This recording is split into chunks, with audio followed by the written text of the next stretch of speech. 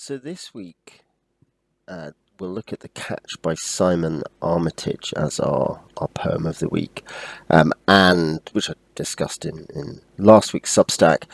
So Simon Armitage is a modern living British poet. This was from his debut collection, Kid, from 1990 or so. He's not exciting and new, but he's still going. And I quite like many of his poems. I think there's some good stuff in the stuff I've read by him. But this is, I think, my favourite poem by him, and I'll read it and we'll talk about it. Forget the long smouldering afternoon. It is this moment when the ball scoots off the edge of the bat, upwards, backwards, falling seemingly beyond him, yet he reaches and picks it out of its loop like an apple from a branch. The first of the season. So it's quite short. I mean, not line count wise, but certainly in terms of the number of words.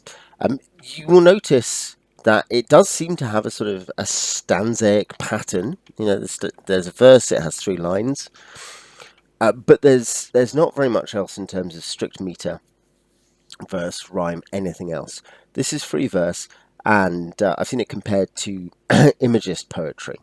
That it's free verse, it's focused on one thing, it seems to point beyond itself. It doesn't explicitly say whatever other theme it may point towards, but it seems to gesture towards a more mighty theme than what is in fact just about playing cricket. So, yes, forget the long, smouldering afternoon. It is this moment. So this whole, it's not the whole game, but this moment, the catch that we're focusing on. So forget it. It's obviously a high to late summer time in Britain, England, playing cricket if it's long and smouldering.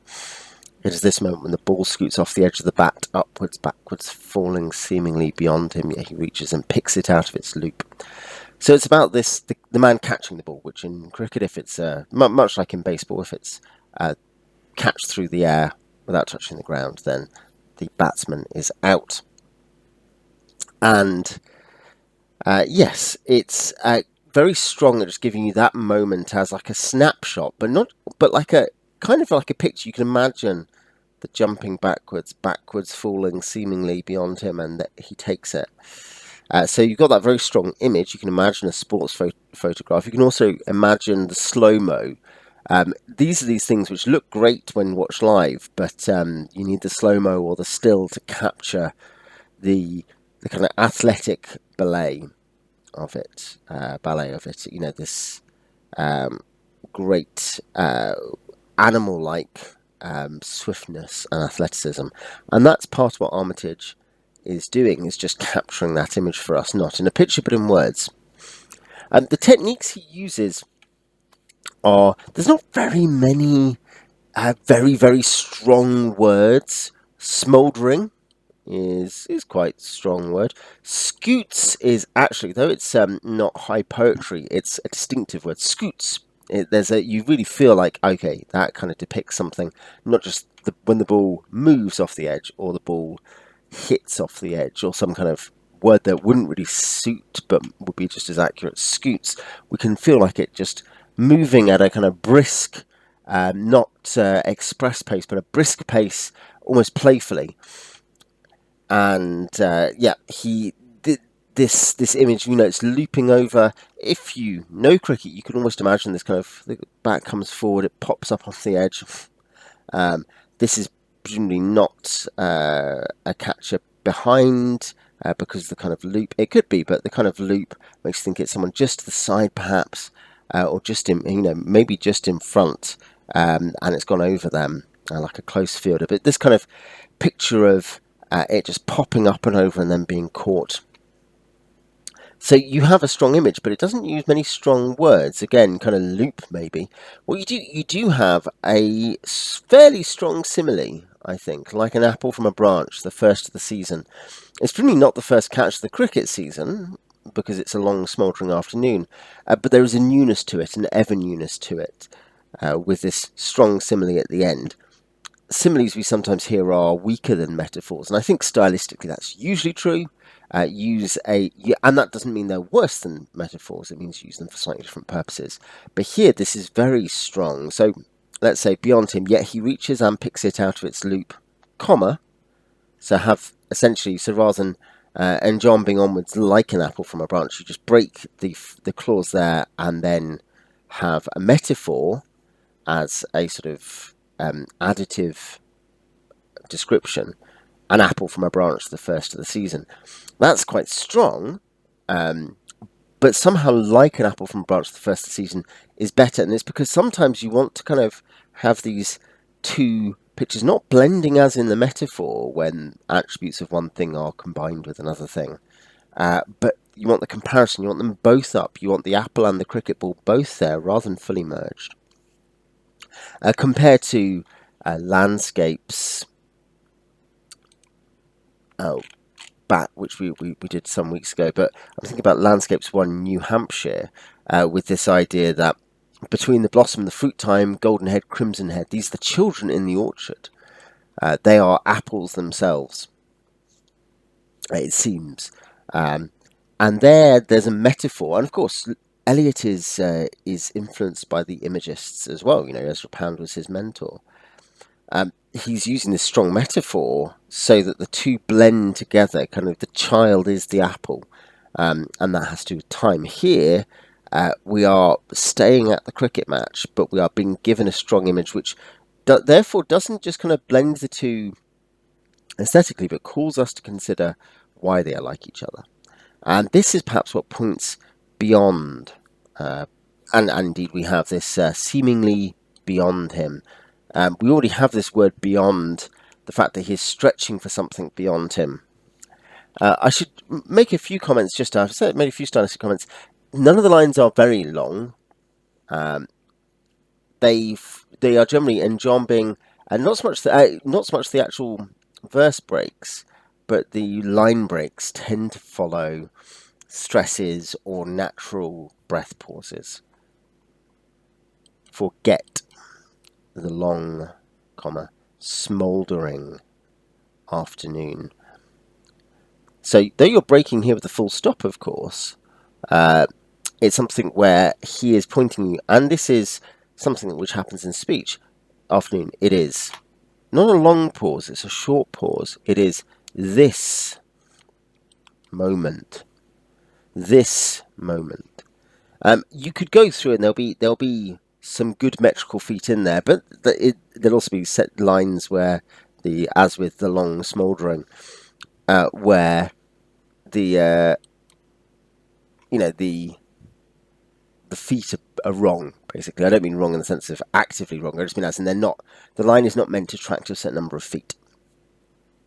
But the enjombment is, and at line end and at verse end, is meant to both direct our own reading of it. It is this moment, emphasis this,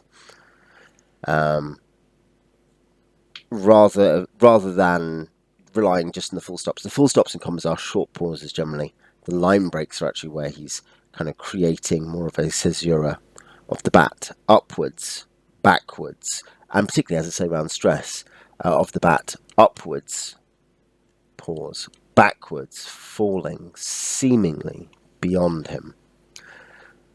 This is, I think, pretty good free verse. It shows some of the strengths of a form where you say, look, punctuation, poetry is a form of punctuation. And here we are using that punctuation with fairly simple word choices, but to emphasize this kind of the hotness of the afternoon, which we then told forget. Then the slow motion of the ball moving, and then the slow motion balletic catch. So yeah, we're using the punctuation and the usually simple word choices to do that, rather than relying on metrical feet and rhyme. I think there's plenty of bad traditional verse. There's plenty of bad free verse. Free verse, unsurprisingly, is, I think, in some ways, if you're trained well to formal verse, as once upon a time, people into writing were, uh, then and it might be hard to be good at it, but it's hard to fully go McGonagall and be awful at it. On the other hand, free verse. And free verse and sort of common and garden rhymed ends to doggerel, it's very easy to go wrong with, which is what most people would naturally write in now, and what you'd be encouraged to write in at school. But Armitage is a good proponent of it, and I think this is nice. I think that, as I say, there is this, let's say, transcendent thing or thing beyond the poem.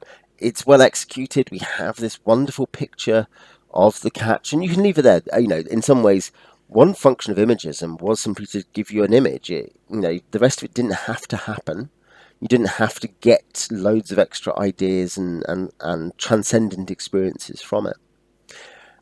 But I think there is something here that is obviously pushing us beyond him, beyond the poem, and it's signalled by that, but both by the kind of image of the hand reaching beyond him, Adam reaching to God, perhaps, but also the simile at the end, the fact we are given this newness, even though this may not be the first catch of the season, it might be for the catcher, I suppose, or it might be an exceptionally hot April afternoon. But whatever the case as to that, we are pointed to freshness, newness, and promise. The idea that in some way the cricket season, sport, summer now, but not the summer itself, but the things that happen in summer, are full of promise. And this is a eternal thing, perhaps. And by eternal, I don't mean, I'm not attributing to Armitage either Platonism or Christianity or both. What I mean is there is a sort of perennial return here of, there is always this promise, there is always this thing. And I experienced that watching cricket, particularly for the first time each spring, and thinking, this is, it is time now. And is connected to the improving weather, though also, the weather declines eventually into late September. But the kind of I'm thinking in terms of the cricket. I watched the clean white uniforms, the clipped grass. The old stagers looking for one last go. The young players who are just starting out. All these things about opportunity and potential. So there is a way in which the catch is describing a perennial return, and will happen again the next season and the next season, and indeed every catch. Even if it's the last catch of your career, at some level it's the sign of something new. That was at least the sign of something new and possible. So yes, that's my thoughts on the catch by Simon Armitage. If tell me what you think in the comments. If you've read it before, certainly, but also if you haven't, this is your first experience of him. What do you think of the free verse? What do you think of the gestural way of talking about, compared to Philip Larkin, very direct about what he thinks about the decline of Britain in the 60s and 70s. What do you think? Tell me in the comments. Till next time.